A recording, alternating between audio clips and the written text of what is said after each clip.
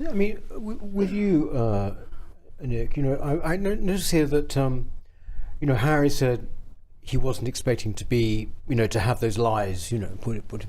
I just wondered, and also, Amy, has your attitude towards how this country works, has it been altered by your experiences, Nick? Absolutely. Best way of describing it was I was living in a comfortable bubble. Yeah. I had huge respect for the BBC, not only just for the police. I've trained police officers. I used to be based in police stations.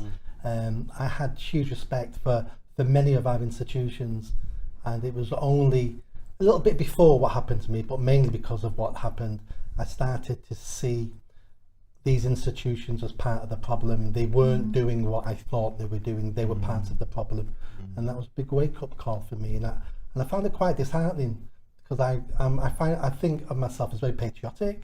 I love this country. I think we've got a proud history. I think we do some amazing things. But then to see the institutions that I loved, that represented my country, being corrupted and being, semi-evil, was quite a shock to me. Does that go for you too? Yeah, I think so. I mean, I didn't think of myself as a naive person. I was, aware that bullying and so on and so forth can happen. But I think what was shocking for me is that as further on down I went through the complaints procedure, and it got escalated higher and higher.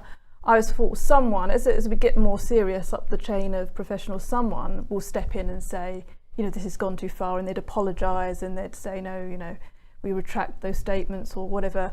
But as I went all the way up to the CEO, they've just lied, and they've just minimised it, and there's been no one that's come in and helped me or supported me.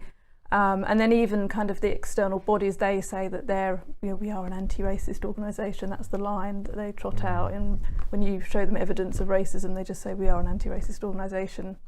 I thought there've got to be some sane voices that will come in and back me up, or at least say, well, we've been a bit harsh here.